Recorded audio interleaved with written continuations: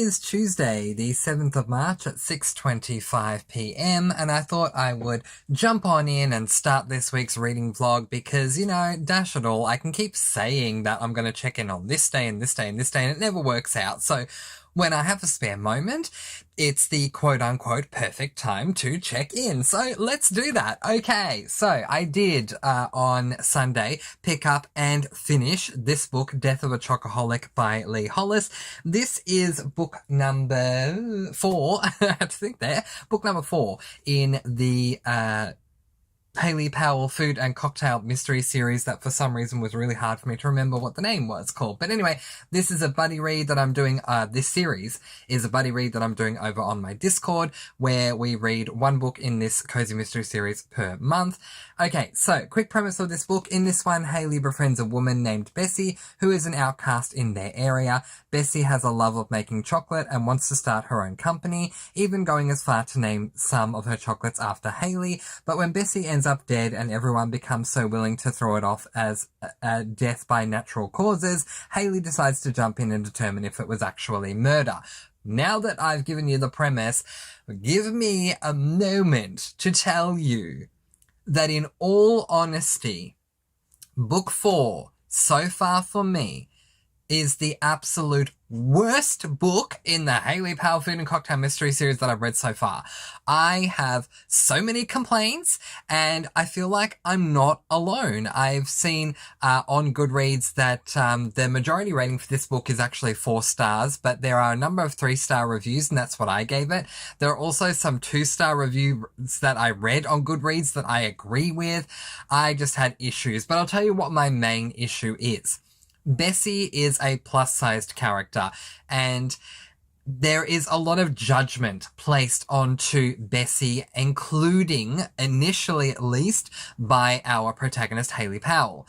Now, I'm just not a fan of any kind of, I'm just going to call a spade, fat shaming. I'm not a fan of it. I'm not a fan of any type of shaming, honestly, at all in books, but particularly in cozies that I hold to a higher standard because cozies are meant to be cozy, comfortable reads. And so therefore, for me, there is no place in cozy mysteries for shaming, especially from the perspective of our protagonist.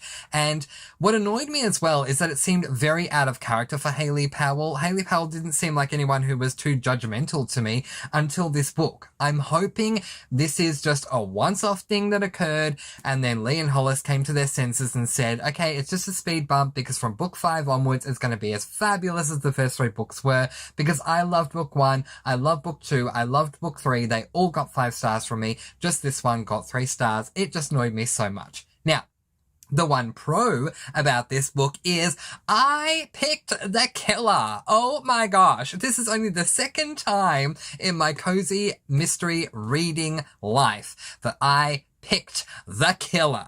Can we have a round of applause for that? I picked the killer. I picked the killer early on. I picked them from chapter 7 onwards, and it was an amazing moment for me. I remember calling my mum when I was up to chapter 7. She's part of the buddy read that we're doing, and she said to me that she thought it was someone, and she said, who do I think it is? And I said, I don't know. But you know what? Now that you ask me, I think it's this person. And it was! Hallelujah! Mr. Francy can pick him. Well, 2 out of goodness knows how many, probably 60, 70 cozies. I got 2 right. Woohoo! And this is the 2nd one. But anyway, yeah, so aside from that, it really just let me down, honestly. There were some brief shining moments that I appreciated enough to bump it up to 3 stars, but overall just wasn't a fan, and I'm really looking forward to reading book number 4 this is book number 4. Book number 5, Death of a Christmas Caterer, because I just want to move on from this one and hope this is just a speed bump on the way to some other amazing books in the series, but only time will tell. On a happier note, let's talk Well of Ascension by Brandon Sanderson. For those who don't know, this is book number 2 in the Mistborn Era 1 trilogy that I love so much and hold very dear to my heart. I am currently 283 pages in. I think I am 1 hour or just under, no, I think I am 1 hour into part 2 of 3 in the graphic audiobook edition.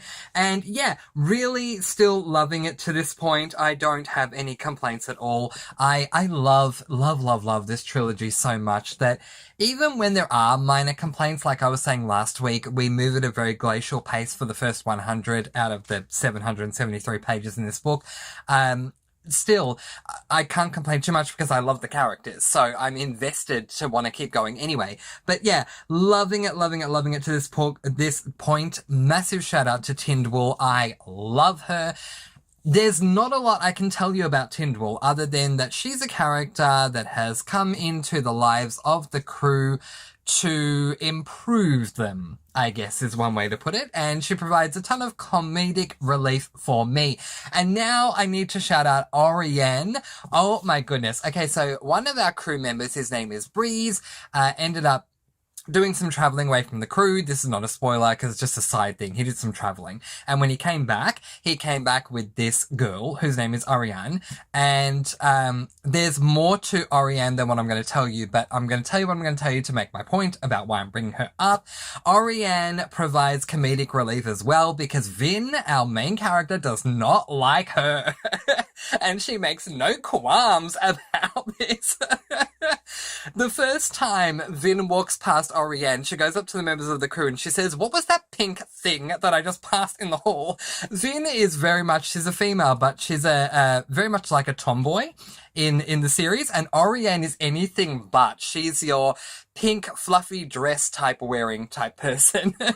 So Vin's like, "Who's that? What is that pink thing that I just passed in the hall?" Love the comedic relief because it is a very serious book. It is a very political book, Well of Ascension, and so any chance we get for comedic relief, I do appreciate it. But yeah, I am pretty certain this is going to get another 5-star rating from me because it's just so amazing. And if you want to read fantasy, I highly recommend Mistborn Era 1. If you want to dip your toe into fantasy, start with The Final Empire, see what you think and go from there because it's Brandon Sanderson and his fantasies are always epic, in my opinion, compared to some standard fantasy books that are out there. All right, now on when I last checked in with you Saturday, I was trying to tell you my schedule for the rest of the week, but I didn't have that everything in front of me. I do now, so I'm going to tell you what my goal is for the rest of this week. Okay, so tomorrow, Wednesday the 8th, I'm going to be picking up this book, put it up on the screen, P.S. I Still Love You by Jenny Han. This is book number 2 in the To All the Boys I Loved Before trilogy. There are 3 books, and this is on my SAS list, so I'm very intrigued to see how things are going to go with this series for me. The first half of book 1 I did not enjoy and I got close to DNFing, but I really enjoyed the second half. I have taken a peek at the blurb on the back because I normally like going into books blind, but I wanted to have a bit of an idea of what I was in for with the second book, and what the premise suggests is going to happen is something that intrigued me in book 1. So I have some pretty medium hopes for this one, unlike the low hopes I thought I had before I looked at the blurb, so we'll see how that goes. I plan to read P.S. I Still Love You on Wednesday, Thursday, and Friday. And then on Saturday, I'll be picking up this book, Flowers and Foul Play, which is book number 1 in the Magic Garden Mystery Series by Amanda Flower. I've noticed that some of you are also planning on reading this or reading it at the moment. So if you are, let me know. This is a series I have on my SAS list. We could make it a buddy read together. So just let me know about that and I'll be more than happy to set that up over on the Discord. But that is the plan. And of course, alongside P.S. I Still Love You and Flowers and Foul Play, I plan to continue reading The Well of Ascension, which has just been such an amazing read. Really enjoying my read of Mistborn Era 1. And yeah, looking forward to seeing what's going to happen as we continue to move along. At the moment, the Clockwork Princess has been placed to the back of my March TBR, so I have not officially DNF'd it. It is at this stage officially a shelve. If I have time at the end of the month, I will pick it up and continue on from where I left off to see if I can close out the series. But if I don't have time, I'm not going to beat myself up over it, and I will officially make it a DNF. So only time will tell, and you'll have to stick around to see if I do make it to that book in time before the month does end, or if its fate will be in the hands of the gods and ultimately become a DNF. Time will tell. But I'm going to sign off here, and I'll do a check-in at some other point throughout the week. So I'll check in with you then. And if you've made it this far to this point of the video, comment below and let me know what you are currently reading and how you're enjoying it so far. All right, I'll catch you in the next one. It is Saturday, the 11th of March at 12:22 p.m. You guys, I tried so hard to check in yesterday. You should have seen me. So I finished work at 4 p.m. because I had this amazing schedule where this week my hours were 8 a.m. to 4 p.m. Monday, Tuesday, Thursday and Friday, with a really weird change up on Wednesday where I was doing 12:30 to 8:30 p.m. But anyway, trust me, it was an interesting time between 8:30 p.m. on Wednesday and 8 a.m. on Thursday, because I was literally, so for those of you who don't know, to cut a long story short without giving away too many specifics, I work in a customer service call center. And I was the last person to take a call at 8:30 p.m. or at 8:29 p.m. on Wednesday. A call came in to me. It lasted 7 minutes, so I worked overtime. And then on Thursday at 8 a.m., I was the first person to take a call, and I was thinking to myself, life's not fair. But anyway, it's fine. So then I got through my Friday shift yesterday at 4 p.m. and I had written a note to myself during the day saying that because I write notes to myself during the day lest I forget what I need to do, that I need to do a reading vlog. Finished at 4 p.m, rang Mama Francy because that's what I do every day after work. I have a great relationship with my mum. I call her every day after work. So we had a chat, all that was fine. And then I just went, okay, I'm going to do my reading vlog. And I thought, no, look, I'm exhausted. I'm going to just take some time. I'll just take an hour and then I'll do my reading vlog. Okay, I'm going to do my reading vlog. It's an hour later. Okay, no, I'm still too exhausted. I'll just wait one more hour. I'll just wait one more hour. I'll just wait one more hour became, I didn't check in yesterday. So let's check in now. This is the quote unquote midweek check-in. All right. I will be doing another check-in tomorrow to wrap up this week so that you still get the 3 check-ins. And then on Monday, I have a day off. It is a public holiday here. It's interesting. It's a public holiday here in Melbourne, Australia for Labor Day, but at my work, people are still having to go into work, but I've actually requested Monday as an annual leave day for myself. So yeah, so I luckily still have Monday off anyway. Okay, so that's that. Let's get on to reading. I'm sure that's why you're here. Let's put Mistborn Era 1 book number 2 up on the screen, The Well of Ascension. I have not read any further, so I'm still up to page number 283. And yeah, I just didn't have time to get onto Well of Ascension, so that's fine. I will be getting back to it. I love Mistborn Era 1, as you all know. I've said that many times. I don't have to say it again.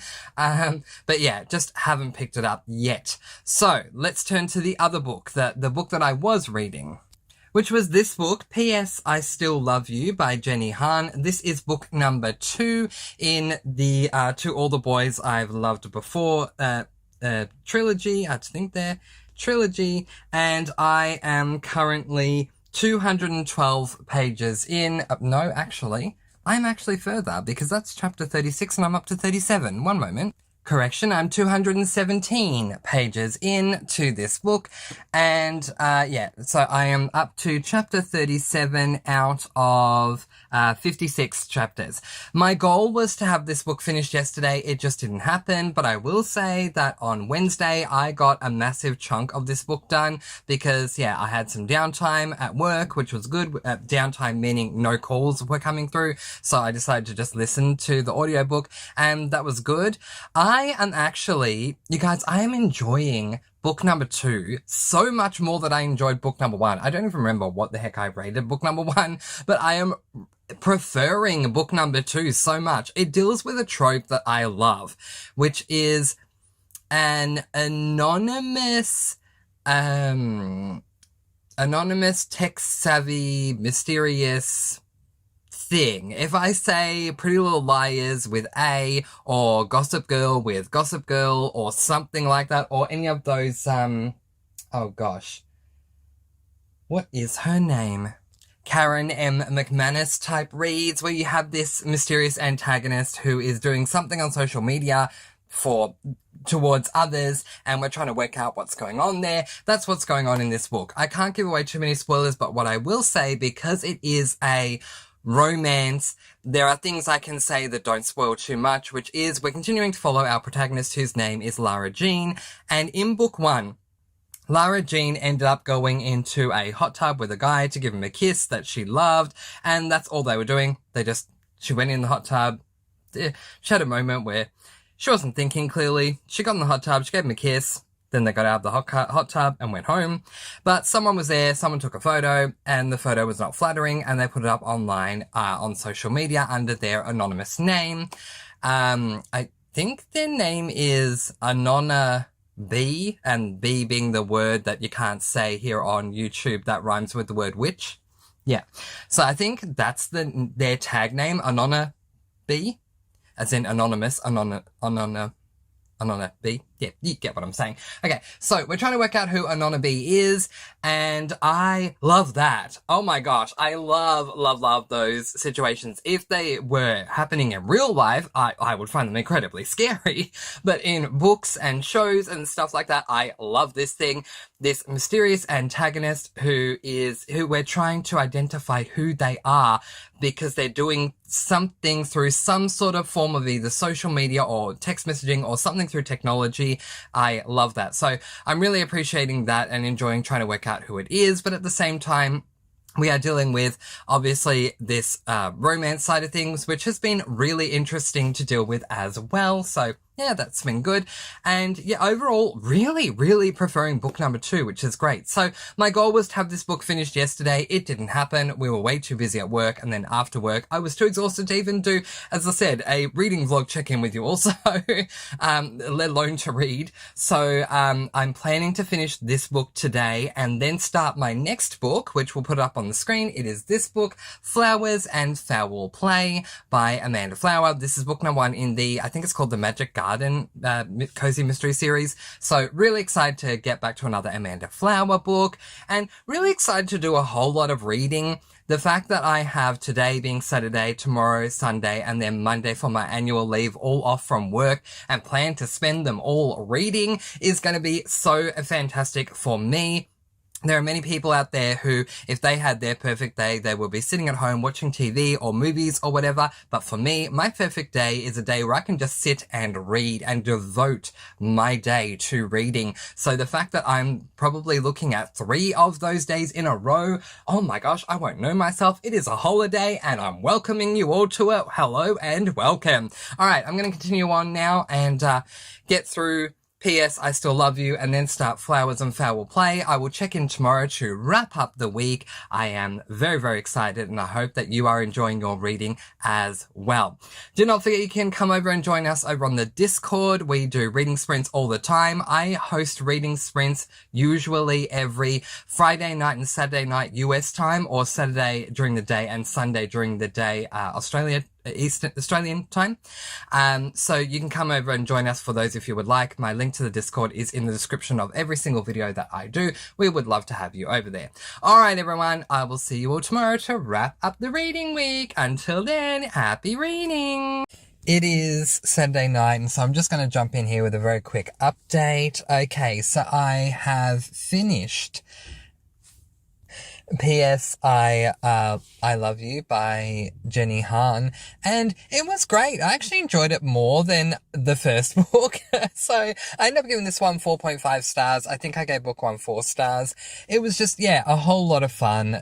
Yeah, not too much else that I need to add from what I was saying earlier today. But yeah, just wanted to update you all that I have finished it and really enjoyed it. And I'm really, really looking forward to book number 3. So we'll see how things wrap up over there.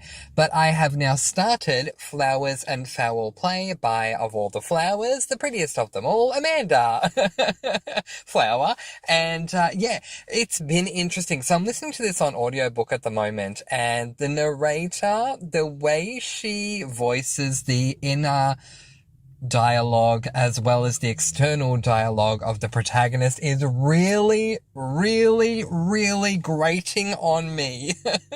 But it's interesting. Our protagonist, who is an American Southerner, has moved to Scotland, and so all of the other characters that are voiced are Scottish. So I love their voices. She does their accent very well. But it's been an interesting start. So we're following this woman by the name of Fiona, who has inherited a home and a garden in Scotland, and there seems to be something magical about the garden. Her uncle obviously died because she inherited it, and when he died, so too did the garden. But now that she's there, suddenly one of the roses has started blooming again, and it makes you wonder if there's more to the garden than meets the eye. Now, of course, a body was found in the garden, and I mean that's just standard cozy mystery, right? There was a body found in the garden, and so we're trying to work out who the killer is. And the only person that had the key to the garden, which key to the garden reminds me of the secret garden, and yet at the beginning of the book, Amanda Flower actually quoted Francis Hodgson Burnett, who wrote The Secret Garden. But anyway, the only person who had the key to the garden was a dear friend of the uncle's, and I don't remember his name. I think it was Hamish, actually. If I'm right, I get a cookie. But anyway, and yeah, so Hamish is now the number 1 suspect. Hamish was a dear friend of Fiona's uncle, so Fiona is going to do everything she can to clear Hamish's name, because that's exactly what her uncle would have done if her uncle had still been alive. So that's where I'm going to leave it. This is just a very quick update to let you all know that I finished P.S. I Love You by Jenny Han and gave it 4.5 stars, and I've started Flowers and Foul Play, and you know, outside from the accent of the narrator, I'm still enjoying the book for what it is so far. I'm a quarter of the way through. I'm up to chapter 10 and cannot wait to continue. Okay, I'll wrap up everything for certain the next time that you hear from me. Until then, enjoy your reading. It is 11:30 p.m. on Sunday night, the whatever night this is, the 12th. The 12th of March, and wow, today's just been quite the day. But yeah, got through a lot of reading, not as much as I wanted to. I did keep getting interrupted today, but that's all right. I'm very close. So I am 40, let's put Flowers and Foul Play by Amanda Flower up on the screen. I'm 45 minutes away from being done with this book. You know what? That's not horrible, given, in fact, that actually I have an annual leave day tomorrow, which is wonderful. So tomorrow being Monday, so I actually get 3 days off of work to do some reading, and I know that not only will I finish this book, but I'll be making great headway into my next book by the time I get to the end of tomorrow and before I go back to work. So let's talk about this book now that I am over 3/4 of the way through. As I say, I only have 45 minutes left. And okay, so yeah, it's all right. The book itself, judging the book on its own merits, I think it's a good book. Judging the book, including the audiobook, I still have that big issue with the narrator. The accent she uses for the protagonist still grates on me, but the book is more than good enough for me to want to continue. So we follow Fiona, who has moved to Scotland. I mean, I see this happen. I've seen this happen already with Amish Candy Shop with Amanda Flower, with the salted caramel specifically. But we have this character who's saying she doesn't know if she's moving to Scotland yet. But come on, it's a cozy. She's moving there, all right? It's a 3-book series. She's moved there. So she's moved to Scotland because her godfather died, and she was the only successor in his will of his home that he had in Scotland. So she goes down to sign the will and sign all the papers and whatever she has to sign to get the house. I'm not up on all that terminology. Anyway, so she gets down there and the house comes with this garden that once upon a time was a really beautiful garden, hence that this book is called book 1 in the Magic Garden mystery series. And the garden is mostly dead when she arrives there. Not only is the garden dead, but there's also a human who is dead in the garden as well. This is discovered very early on, and we, as a reader, know nothing about this guy who has died, because the first time we meet him, he is dead. So I don't know if this is an early work from Amanda Flower or not, but this is something that I was discussing in one of my most recent videos. A subscriber had put up a comment saying how it's good when we get to know the victim before they die. In this one, we definitely did not have that. And so that to me was a bit of a downfall for the book. And I wonder if this is one of Amanda Flower's earlier works. I definitely have to look into that, because I didn't feel this way with Candy Shop. So there you go. And to be honest, I don't really remember a heck of a lot about Amish Matchmaker other than Lois, the friend who I loved so much, and the goats of the main character, who I think her name was Millie, if I remember correctly. But this book has been interesting because we have an American who is in Scotland.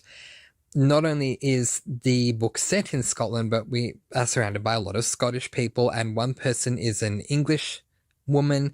And so it's something very different to me, because all of the cozies I've read so far have all been set in an American state with Americans. So it's been interesting to read this one, having it set somewhere outside of America and out of anywhere, having it set in Scotland. What is that Scottish? Oh my gosh, I can't even think. Is it called Brave? That film? Is it by Pixar or Disney or one of them?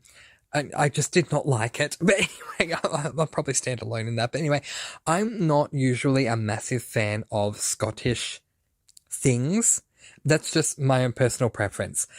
I'm going to say this right now. My idea of HELL, heck, is someone putting me in a room with a million people playing their own bagpipe for eternity. I'm sorry, but it is. I love music. But anyway, I'm just not, I don't have anything against Scotland at all, but it's just not an area that has ever really interested me that much. And I just really appreciate that Maggie Smith came from there, because I love her as an actress. But this story has been beautifully written. I do appreciate it. I love Amanda Flower as an author. I just think that the narrator is just really, oh my gosh. She's just, she's getting to me with that accent. But, yeah, we meet a number of people along the way, and one of the biggest highlights is Hamish, who was the caretaker of the garden when Fiona's godfather was alive, and they were really good friends. And Hamish tells Fiona that her godfather sent her a letter that explains her relationship with the garden. And this doesn't make sense, because Fiona never received the letter until now. The chapter I'm about to begin tomorrow, she finally gets this letter. And I'm sure this letter is going to explain so much about her relationship with the garden. There is something going on, because the garden was dead when she arrived, but throughout the course of that first day of her being there, it started becoming alive again, and she didn't do anything to make it come alive. Hence the term magic in Magic Garden Mystery Series. So it's going to be interesting to see how things go from here. A massive shout out to Presser, who is an Indian woman who runs like a tea shop thing.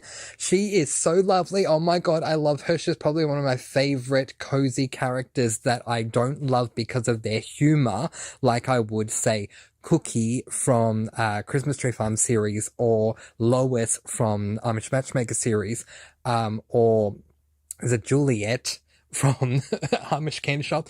I love that one.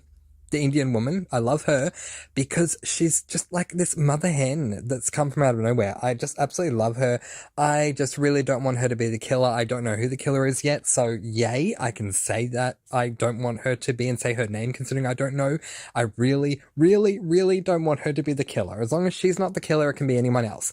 I'm not so intrigued with the mystery because I didn't know the victim, but in saying that, I am liking the story for what it is. It's probably about a 3.5 at this stage, but that doesn't mean that I don't want to continue on with the series, and that is a 3 or a 3.5 without including my thoughts and feelings on the narrator. If I did include that, it'd probably be about a 2, because honestly, But for a first book in a series, just thinking about what Amanda Flower wrote and not about the narrator, yeah, it's a good book. It's above average for me, and I really appreciate reading it.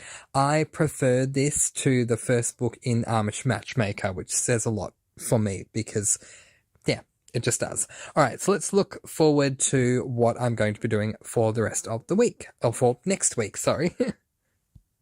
So my plan is to finish Flowers and Foul Play, start What to Say Next by Julie Buxbaum, then read Amina's Song by Henna Khan, and alongside that somewhere fit in Time for Well of Ascension, because I haven't read Well of Ascension for a while now. So there you go, I need to read more Well of Ascension. Okay, and now let's wrap up what I have read this week. So this week I finished Death of a Chocoholic by Lee Hollis and gave it 3 stars. 3 stars. It was my most disappointing one so far in the series, but I haven't lost hope just yet.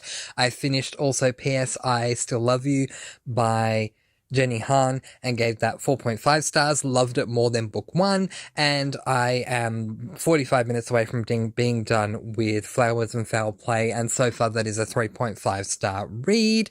So that is the entire week. Oh my gosh, can you believe we are nearly halfway through the month of March? Where has this year been going? All right, comment below and let me know how your reading is going so far this month, and I'll see you again more next week for next week's reading vlog. Until then, mwah, happy reading. Bye, everyone.